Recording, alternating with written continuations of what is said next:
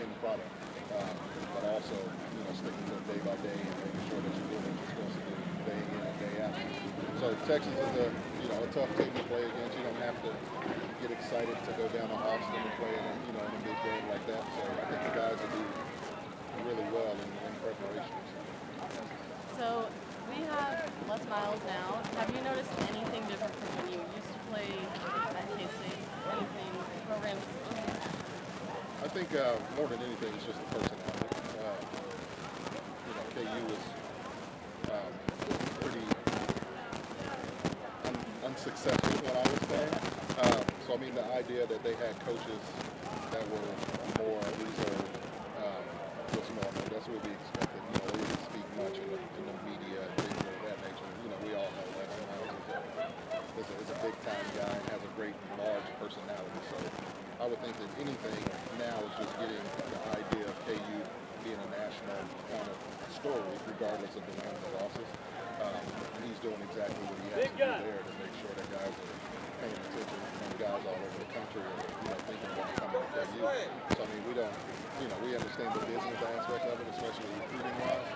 But that's what that was the difference. Then it was really quiet around here in terms of the head coaches. They were a lot more or less apt to be out in front of the camera. The license more.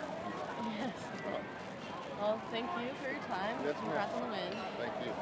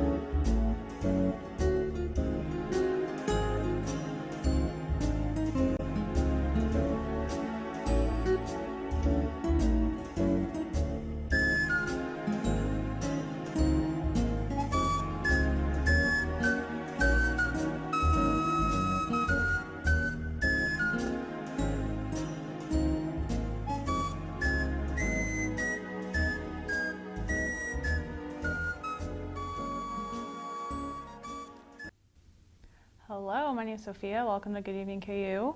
And I'm Jacob. Yeah. So, how was your weekend? Mine was really good. The last week Thursday was Halloween, and Yeah. it was also my birthday. So You're a Halloween baby, huh? Yeah, I guess so. But yeah, pretty much just spent. It was a normal school day, but the Thursday evening went out to eat, and it was awesome. It was Where'd you really, go?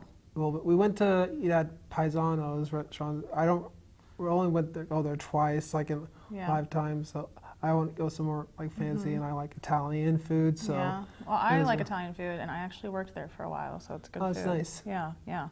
That's awesome. It's awesome that you went. Yeah, and so that was a really fun day, and it was Friday was a normal day, but my brother has 2 kids, so my brother's youngest it was his birthday, so wow. he didn't have any part. It was until later. So Friday was a mostly normal day, and Saturday was also my younger sister's birthday, so Yeah. we kind of had our family dinner, birthday dinner in the evening, and Awesome. That sounds like fun. yeah, it was fun. And the Sunday after that, my brother's youngest had a birthday party. Nice. And Sounds so, fun. Yeah. yeah, it was pretty eventful because 3 days of the week are Yeah, few that's of a our lot of birthdays kids have to celebrate. Yeah. birthdays. Yeah. Well, Halloween weekend was I feel like it was a little bit low key this year. We were gonna hand out candy to kids, but we only had about 2 kids come by our house, and Yeah. it was a little underwhelming. But now we have an entire cauldron of candy just sitting in our living room, and it's just waiting to be eaten. So we're gonna have that for the whole year since nobody came.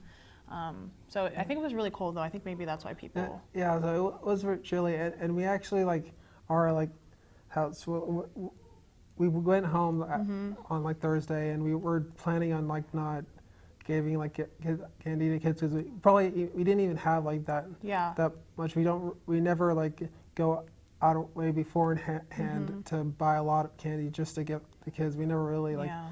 sometimes doing that. So like whenever like kids come over to our house in the evening, we pretend that we're not here because we don't really Turn off all the lights and make it look like nobody's we home. don't like giving away like Yeah. candy to kids, and so we Yeah. just like let them pass by and we can just like be quiet about Yeah. and do our Yeah, I get own that. thing. I think it can be a little annoying when kids come every second because you just kind of, and it was also your birthday, so you probably don't want to hand out Yeah, candy on your birthday. We've heard like the doorbell ring a few times, and it's Yeah. just like kind of quite after in time, so Yeah. we could tell that they left. Well, the KU played against KSU this weekend. We lost, but I didn't watch the game because I was at work, but I heard it was a big one. Did you watch it or anything? No, not really. I'm not as huge a fan of football. I'm only Me really either. watch it when when it's the Super Bowl, Yeah. but mostly like for like the Yeah. commercials that happens Yeah. in between. I'm not a huge fan of Yeah. sports, but Yeah. See, I think we are actually KU basketball season is starting on Tuesday. I think we're playing Duke. I might be wrong about that, but I'm excited for that. I think basketball season is really fun, especially at KU because we have the best basketball. the only sports I wouldn't mind watching is bowling because like I like bowling. Even though I'm fun. not very good at it, but I don't know. Just watching bowling is kind of like Yeah. I never really did anyways, but like, dude, it's kind of like satisfying Yeah, to watch it because it's more. I feel like that is more of a competitive like It's kind of sport. sport than like football, because I don't really Yeah. know some of like the big names of Me of- neither. of like Uh, of the sports, but Yeah. I just like I like that more than any other Yeah. sports. Yeah. Well, thank you guys for listening. I think we're gonna cut to news next. So have a good rest of your day. Have a nice day. You too.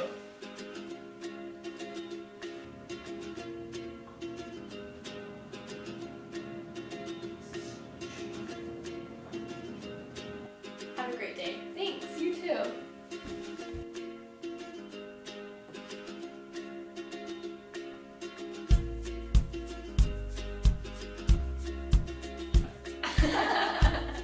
Make someone's day. Pay it forward. From adversity, we rose. We made history and became pioneers, voyagers, champions, Jayhawks. And when our chant rises, haunting and hallowed, Jayhawks are telling the world what's near. Victory. Hi, I'm Adrian. And I'm Mary. This is your Good Evening KU News Update. McDonald's CEO Steve Easterbrook was fired Sunday after he violated company policy by engaging in a consensual relationship with an employee. The company's board determined that Easterbrook demonstrated poor judgment. Easterbrook fully admitted to the allegations and acknowledged it was a mistake. Chris Kemzinski, who most recently served as president of McDonald's USA, will replace Easterbrook. The anonymous whistleblower in the impeachment investigation against President Trump is now offering to answer written questions submitted to him by Republican lawmakers. This new offer would provide a direct channel of communication with Republicans on the House Intelligence Committee. This was not previously possible because Republicans are in the minority on that committee. The House Intelligence Committee has not accepted or denied the offer. A 3.2 magnitude earthquake hit central Kansas on Saturday at 9:08 p.m. The center of the quake was near South Hutchinson, which is northwest of Wichita. About 175 people reported feeling the effects of the quake. 3 additional earthquakes hit Oklahoma on Sunday. Seismologists say this is unusual for the region. Kansas football lost 38-10 to K-State on Saturday. The Jayhawks fought hard but made some big mistakes. Senior quarterback Carter Stanley threw 2 interceptions and completed less than 60% of his passes. Kansas basketball forward Mitch Lightfoot announced over the weekend that he will be redshirting this season and returning for a 5th year in 2020. The announcement was met with excitement from KU basketball fans. Kansas will tip off against Duke at 6 p.m. tomorrow night in Madison Square Garden, and Coach Self thinks it will be a great matchup of starting guards. Trey is a great leader and a terrific point guard, and he's fast and active and those sorts of things. And Devon has a lot of the same physical characteristics. So it'll be an interesting matchup. The thing about it is they pressure so much, and they have, but that's also what Devon's good at, is attacking pressure too. So it'll be interesting to see how those two kind of try to handle each other and keep each other in front and those sorts of things. But it's not Devon versus Jones. It's Kansas versus Duke, and I'm sure both players will certainly be told that and know that going into Tuesday. With Halloween festivities taking place over the past week, some celebrities went all out for their costumes. Heidi Klum is notorious for her extremely detailed costumes and opened her 20th annual Halloween party in an intricately designed alien costume. Wow. Klum says the costume took 10 hours to put on. In the past, Klum has dressed up as Betty Boop, Cleopatra, and Jessica Rabbit. This has been your Good Evening KU News Update. Stick around and Adrian will be back with the weather. You may not hear it at first, but it's there. Our chant, rising.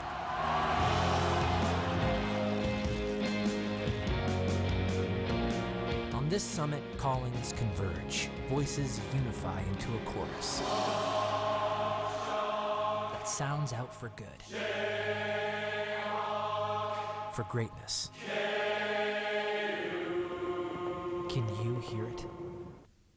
Hello and welcome back to Good Evening KU. I'm Adrian Campa here with your weather forecast. But before we get into the forecast, we do have a few headlines for this week. Now, for this week, we'll see roller coaster temperatures, a lot of up and downs. We're going to go from winter to fall and then back and forth.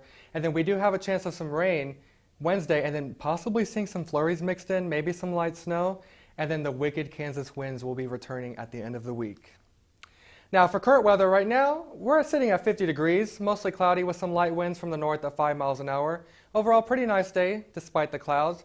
And for this evening from 6 to 9 p.m., those same conditions should continue. Sun will be setting around 5:30 and clouds will be sticking around through the evening, only getting down to around 40 degrees at 9 p.m. and the wind should remain light from the north at 5 miles an hour through the evening. Now for tonight, we will be getting down to freezing. Cloudy early, but then becoming mostly clear after midnight, so the clouds should start to clear out, leading to a sunny day tomorrow. And speaking of, for tomorrow's forecast, a high temperature of 58 degrees, so almost 60, so tomorrow's going to be beautiful, with mostly sunny skies and light winds from the southeast at 5 to 10 miles an hour. Now, Wednesday, this is when our next weather makers pushing through the area. We're going to have a strong cold front that's going to push those temperatures from near 60 down well below freezing. So wintry mix possible Wednesday night, excuse me.